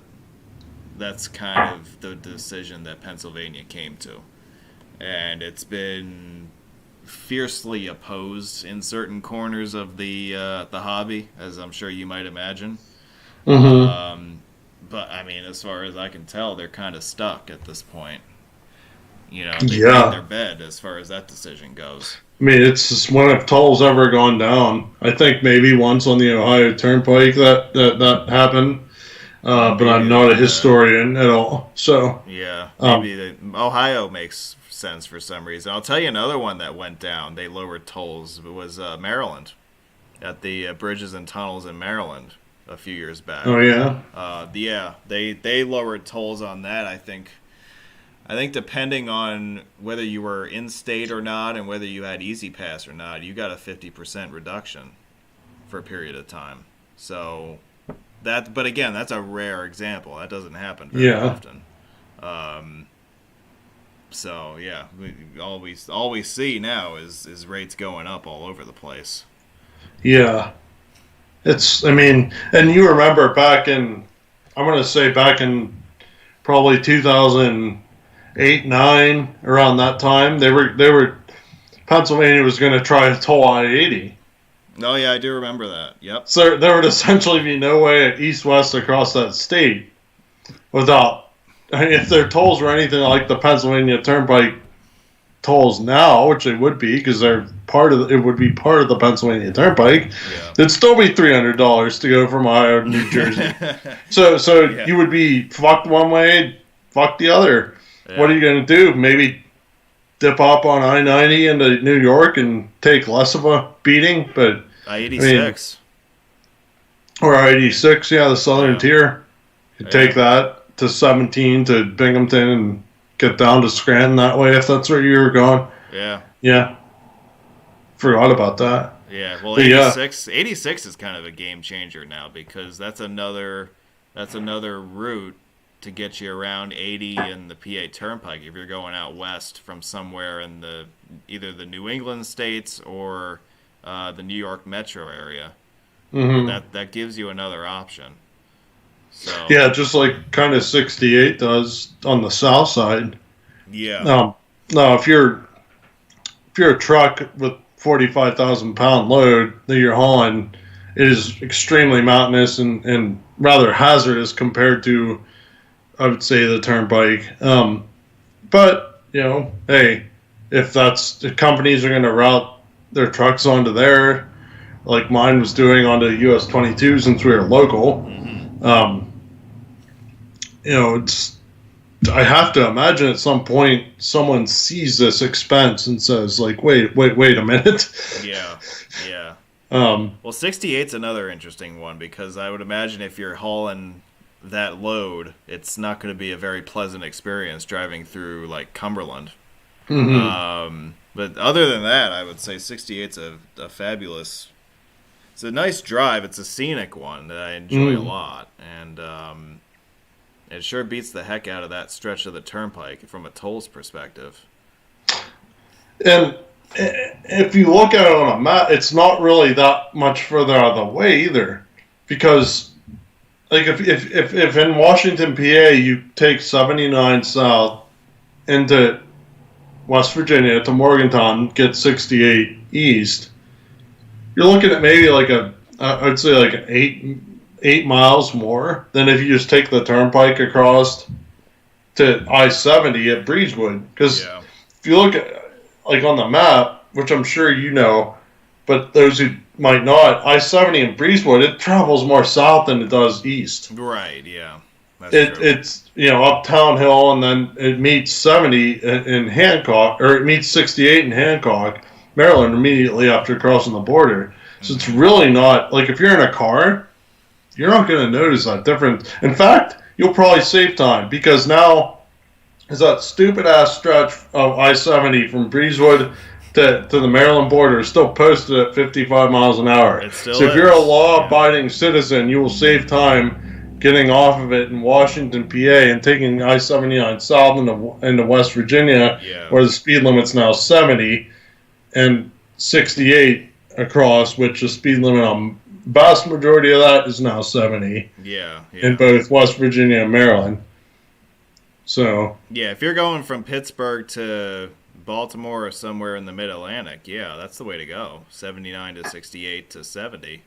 Mm-hmm. So it's 10 miles more, but I can't imagine it would be a significant difference in time going that way. No. And by the way, on the subject of being a law-abiding citizen, you really have to be on that stretch of 70 because the cops do sit there. And they do enforce the 55. Yeah, right at the bottom of Town Hill, if you're going east. I'd say half the time I've been through there, which is a lot of times, there's probably close, not quite half, but close to half, there's been a cop sitting at the bottom. And just they know that's you're coming down a steep hill on a road where the speed limit should be posted, I would say at least 70 miles an hour. It's, and it's posted 55, they're going to, you know how that goes. One giant speed trap. Right, speed trap. Yeah. It's just... Tell me how you really feel about Breezewood. It's not one of your favorites? No, it's a laughing stock. It's an embarrassment to my state. Why you gotta be so mean about Breezewood, man? I guess it gives you a chance it gives you a really slap in the face chance to get some fuel and food. If if you want fuel and food, we're gonna really shove it in your face here before you continue on I-70. It's like it's like an interchange and a service plaza mixed into one. Right? Yeah, you're right. It's like if you were driving on the Turnpike main line and the only way to keep going on the highway was to go through the service plaza. Exactly. That's kind of what it's like, right? It's like they were rebuilding a bridge that happened exactly at a service plaza on the main line. Instead of crossing you over to the other main line, they decided, let's just take them into the service plaza for a second and keep them going on that side. Right. Yeah. Yeah. I'm half kidding when I say it's a national treasure because it's one of those real oddities about the American interstate system that still is allowed to exist to this day. It is. And two of them are in Pennsylvania. That's one. And I don't know who, it might have been you, for all I know, back when I was active on social media, brought this up. I forgot. And when I was bashing Breezewood on some Facebook post or something, someone else brought up 676 eastbound in Philadelphia has the same kind. Well, it has a signal. There's the traffic light. Yeah. Yeah. It's segmented kind of. It has like the ramp to a signal, and then you turn left to continue on I-676 across the. Which one is that? It's not the Walt Whitman, but the Ben Franklin. Ben Franklin. Yeah. Thank you. Into New Jersey, into Camden, just like there's two of those things in Pennsylvania. Like, what the fuck? Yeah, yeah. The 676 one is interesting because, as you said, if you want to complete the journey along that highway, you have to go through the traffic light at Callawhill Street in order to transition back onto the freeway section of it. Everything else east of there, the connecting ramps are there, but that's not signed as part of the interstate. Right. That was one of those funky little compromises that the city came to. It wasn't planned that way originally. There was originally supposed to be an elevated structure that just ran right through that neighborhood there. And And the city said no to that. We don't want you to rip out like colonial history and all that stuff. So they put in the at-grade intersection there as a compromise to complete the bridge approach as best as they could, while also preserving as much of that area as possible. But there are those little quirks to the interstate system that you see every once in a while. And that's and you're right. It is. I mean, being from Pennsylvania, I look at them and be like, oh, that's how people see my state in this hobby is, but at the same time, you have to appreciate them as the oddities of the system. They're very memorable for that reason. You're going to remember that a lot more than you're going to remember, the Ohio Turnpike interchange with I-280 in Toledo. It's just to pick a random one, but we remember the oddities. And the oddities are part of what makes the interstate system special. True. It's all part of the story. I'm now a contributor at Gribble Nation, and the slogan is every road has a story. Well, the American interstate system has a hell of a story. How it got to where it is today, with the funky stuff like breezwood and I-238 and weird stuff like that. A lot of people like to complain about stuff like that, but I turn it around and say, well, you know what? The exceptions to the rules are what make it so special to me. If everything was monotone and the same and everything conformed to our perception of what it should be, it wouldn't be that exciting.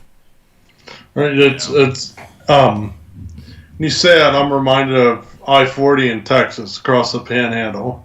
Still, last time I was on, it was 2015. Well, that part, the west of Amarillo. It still has those at-grade junctions where you can get from a ranch, literally, onto the service road for very short distance and right onto I-40. Yeah. I think there's examples of that in New Mexico, too, if I'm not mistaken. Yeah, the signs, there's actually still signs to say, driveway entrances, warning driveway entrances or something to that effect. But just, it's a good thing, not every interchange is a breezewood, absolutely. But, at the same time, you have to sit back and think, breezewood's memorable. Yeah. Regardless of it being totally substandard or not, there's reasons behind it. And while I'm not a buff on the history of the system by any means, and I don't claim to be, I know there are some out there who are, and I'd definitely like to, hear from them at some time. But you can call me up anytime you want. Wasn't going to name any names, but we all know who you're talking about. Okay. Yeah. Well, you're the one that told me about I-684 in New York and Connecticut. That's another one we have to touch on if we're talking this subject. Because why the hell is it dipping to Connecticut for a quarter of a mile or third of a mile? And you told me why. Yeah. I'll let you tell them why. Well, it's a routing decision that was made. Yeah. They couldn't keep the highway in New York, so to get around Kensico Reservoir in that area, so they decided to dip into Connecticut.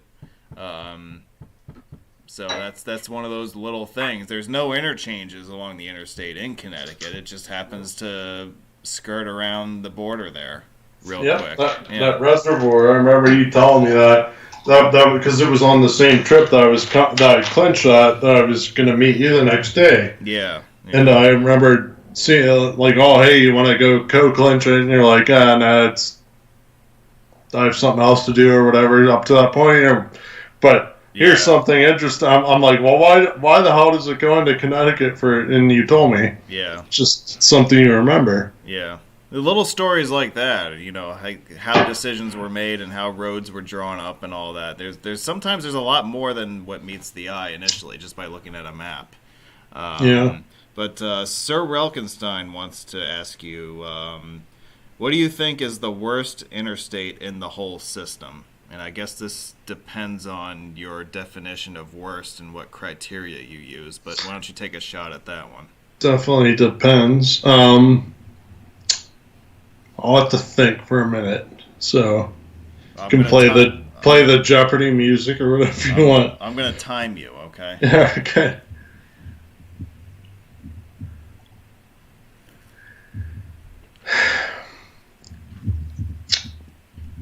I'll commentate as I think.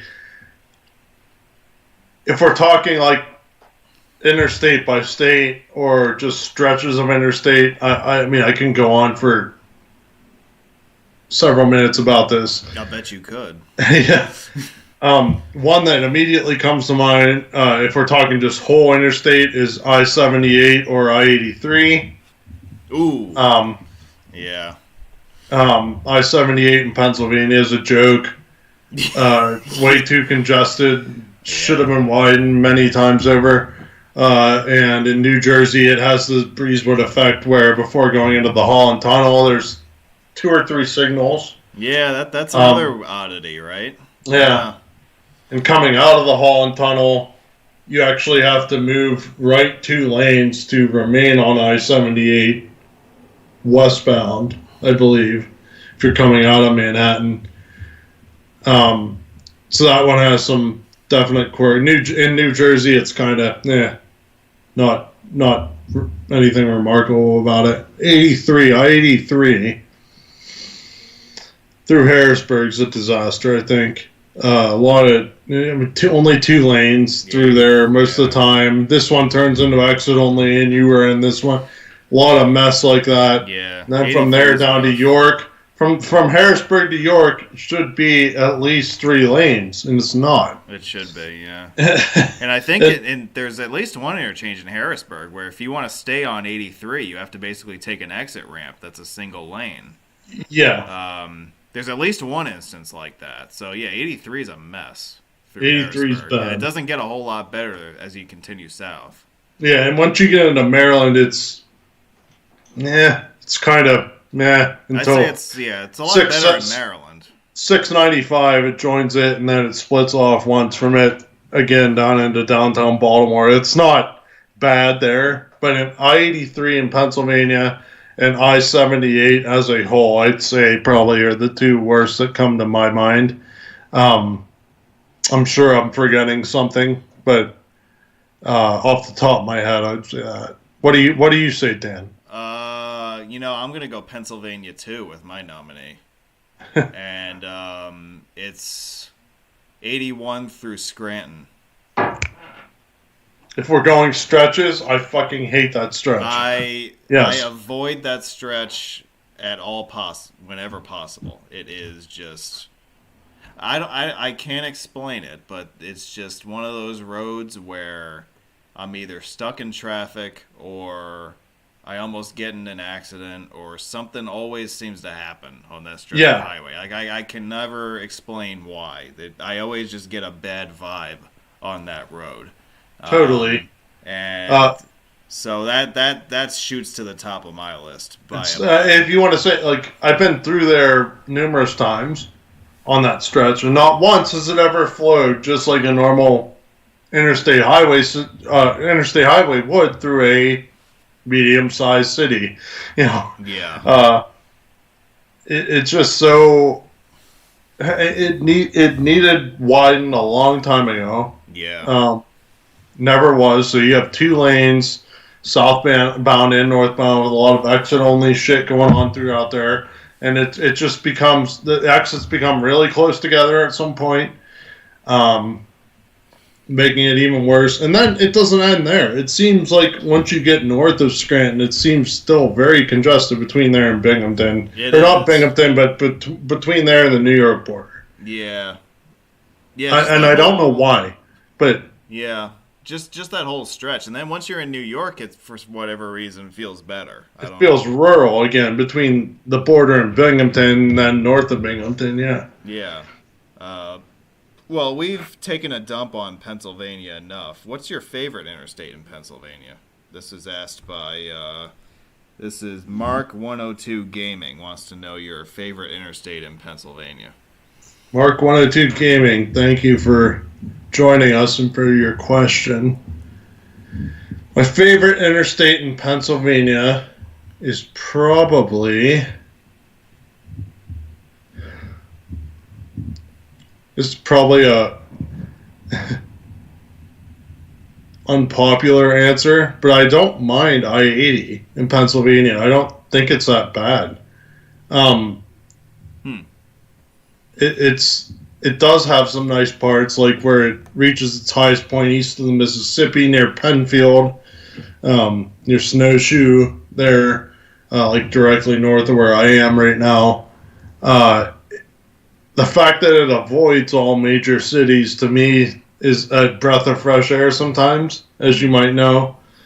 Of course, with the increased speed limit across there, you can get across the 311 miles faster than before. But besides that, I have to say I-70 from New Stanton westbound to Washington, PA holds a certain place in my heart, even though it's substandard. Mm-hmm. Very. Yeah.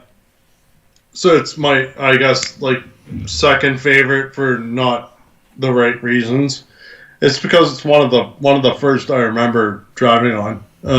Honestly, it's totally just nostalgia based. And I think they're starting to do a lot of work to widen it there at certain places, but I think it'll be a long time before it's up to standard. Yeah. Especially around the Monongahela River there. Yep. So, yeah, I'd say that stretch for nostalgia and I-80 for the quote-unquote open road feeling. But I'm not going to hate on I-376 either. One of the best entrances to a city. And I might be biased being from the Pittsburgh area, but I think I-376 East coming through the Fort Pitt Tunnel onto the Fort Pitt Bridge is one of the best, most dramatic, in-your-face, pow, here it is, entrances to a city in the country that I've experienced. So I have to put I-376 on the list for that, too. Yeah, I don't think that's a biased opinion. I think that's a generally accepted opinion. You ask that question to me, and I immediately say 376 for that same reason, everything you just said. There's no other entrance to an American city that's that awesome. Yeah. So, like, just boom, like, pull the curtains back, here it is. Yeah. Like you approach the city from the west on 376, and you don't realize that you're approaching a city of that size. Mm-hmm. And then it's only when you exit the tunnel and it's like, pow, there it is right in front of you. Yeah, you can't see anything until, I mean, you go down the big grade to the bottom of it where the Fort Pitt Tunnel is. There's no sign. You cannot see any sign of a skyscraper or downtown Pittsburgh from that perspective at all. Yeah. And then other end of the tunnel, just there it is. It's, you know, it's memorable for certain. So I'm okay, good. I'm glad I'm not alone in that. Yeah, I mean, there might be other cities that have interstates with, you know, better views per se. Mm-hmm. You know, like the Bay Bridge entrance to San Francisco is pretty neat. You know, the Long Island Expressway approach into Manhattan is pretty neat. But you see it coming. You know, you see it coming several miles before. Like, you know what's ultimately going to be right in front of you. With Pittsburgh, it's the wow factor. It's the wow factor of not seeing it beforehand and being completely oblivious to it, even. We're supposed to be near Pittsburgh, according to our GPS. What the hell? There. Yeah. I mean, Pittsburgh is what, 500,000 people or whatever, and you're like, okay, I know I'm supposed to be near some sort of big city right now, but I don't see one. Oh, wait a second, there it is. Okay, I got you. But yeah, I mean, there are a few drives like that that are really like grand entrances to cities in America, but I'd say the Pittsburgh one is right at the top of the list, and it's at the top of a lot of people's lists. Yeah, I've had a couple people tell me that's one of their favorite entrances. So yeah, I guess it's not biased of me, but yeah. What about you, Dan? What would you say your favorite? Even not being from Pennsylvania, what's your favorite or most tolerable interstate in Pennsylvania? Well, I would have voted 376 myself, but if we I guess I should have saw that coming. Yeah, well, if I take that out of the equation, I'm pretty fond of 99 myself. That's one that I like a lot. That's one that I can get into, especially like the northern half of it. It does have some scenes, like for being 84 miles long. Yeah. In Pennsylvania, like it has that open central Pennsylvania openness that you don't get on the sides of the state too. So I didn't say that because it was a little too on the nose, being that I lived near it. But yeah, I can concur with you on that one. Yeah, State College area is nice. The mountains south of State College. It's got an impressive amount of scenery to it, and it doesn't have a lot of traffic on it typically. So you don't have to worry about the traffic factor. Right. Anytime I've driven 99, I thought it was a pleasant experience. So that one stands out for me. What's your next road trip? You already planning your next one? Not yet planning it, but I have a couple. I have like a few in mind where I know I need to go. Okay. One would be to Wisconsin to finish off 43 and 41 to finish that stay off. So that could be done in a week or less. Okay. So if time permits only that would be what I would do. That's the next item on your to-do list. That or California. California is a thorn in my side. I don't have much finished in it. Like I need I-10 from Santa Monica to I-15 to nationally clench I-10. All those 3DIs in Los Angeles and the Bay Area. And then I-8. Eight's a fun one. Yeah.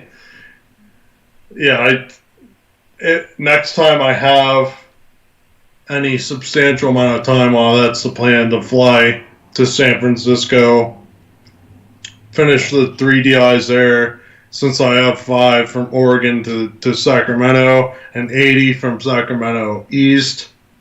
I could scoop all that up and then head south and go from there. And then Texas, I have 2, 14, 37 that I haven't been on. I always forget about 2 and 14, but they do exist. And then the 69E, 69W, all that shit. Yeah, right. Yeah, one day down there I'll have that done, but yeah. And part of 35E, 35W in Dallas Fort Worth, I don't have either of those. So those are like the 3 major hotspots. Aside from Hawaii and North Carolina. The reason I saved those 2 is because Hawaii I'm trying to save till the end if possible. Mm-hmm. The grand finale for very good reasons that you pointed out. I have, yes. North Carolina, it's because they keep adding shit, and yet it's still somewhat close to me. So I can go on a weekend and get some shit if I felt so inclined to do that, just to be able to mark it off. Yes. And plus, my best friend lives in Charlotte, so I have a reason to visit. Oh, all right. So, yeah, that's where we stand now. and we based on what kind of time I get off at what time of year, I guess will dictate which one comes first. Yeah. But I am anxious to ask you, Dan, what's next for you? What city? I know you like to do the metropolitan clinching, which is great. Which city have you not been to, which you really are itching to get to and cover? Well, I would answer first of all by saying, what's my next task? My next task is completing this interview with you. I think we're off to a great start. So hopefully we can close on a strong note. Yeah. COVID really wrecked a lot of things for me in 2020. I mean, I did get to do a lot of different stuff, closer to home. I would say that tops on the priority list would be to get back to the West. Kind of pick up where I left off with like Utah and with, New Mexico, and I haven't been to Colorado before. I haven't been to the Pacific Northwest before. So those cities in that part of the country, I would say would be next on the to-do list if you ask me today. But I'm kind of weird. Like my interests kind of ebb and flow a bit. Like I'll go into something like 6 months out thinking I want to do one thing, and then by the time a trip starts, I'm going somewhere completely different. So it's kind of whatever grabs me in the moment, whatever I feel like I really want to do. I'll tell you, North Carolina has started to appeal to me recently. So I don't know, maybe you'll see some of that in the near future. It's within reach. So it's not. You don't have to get on a plane necessarily. Not necessarily, no. So yeah, that appeals to me. So we'll see what happens. I mean, I've been promising certain people I'm gonna go to Atlanta at some point, and that still hasn't happened. So I gotta fit that in at some point. I don't know. We'll see what happens, but I promise that it will not be boring for the next few years. Or at least that's my hope. That's what I figured. But just based on where you've been, the Western Pacific Northwest might be your next target area, and definitely I think you'll enjoy Seattle and Portland. There's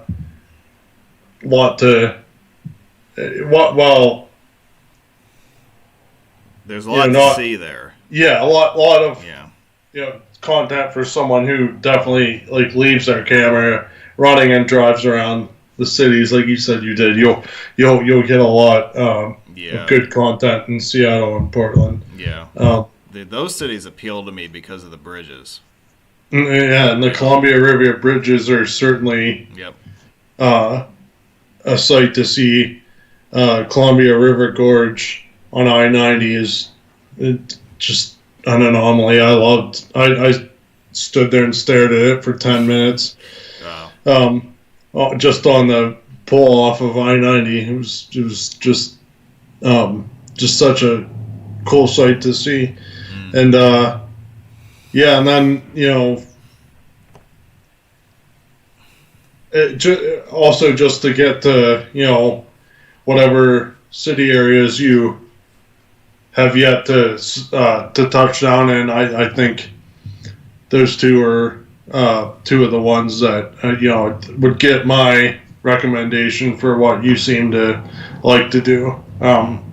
But just as H3 got your recommendation for me, so we'll trade those recommendations off.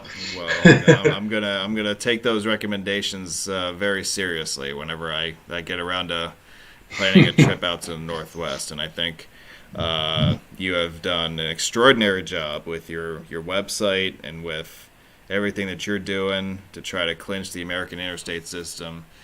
You're, believe it or not, a lot closer to the finish line than you are the start, even after all this time. And I think it's really incredible that you've committed to accomplishing this, and we can't wait to see you reach the finish line. I think we're going to wrap this up right here. We've been talking with Tom Valazak of CrossCountryRoads.com. That is his website. You can find him on other social media platforms as well. Thank you for joining us. Thank you, Tom, for giving us a couple hours of your time. That's very nice of you tonight. Join us next Saturday. We'll be right back in the virtual tour program swing. We've got another episode of Michigan to bring you, and we'll keep it going every weekend for a couple more months here, and we'll see what happens. But Tom, thank you. Yeah, thank you, Dan. Thanks for having me. Thanks for taking the time to talk to me, and thanks to your viewers for stopping by and taking part in our conversation. Yeah, this was a good one to have. I'm glad that I was able to get you back on. And I don't know. I'm sure I'll have you on again at some point. It's just a matter of time. So yeah, just let me know. I'm not big on the social media, but you reach out to me, you'll definitely hear back from me. So yeah. Well, that's good. It's good to have you on. Good to see you again. And all right. Thank you, Tom. And from all of us here at Roadway Wiz, have a good night. We'll talk to you next week, and we'll see you on our next live program. Have a good night, everybody. See ya.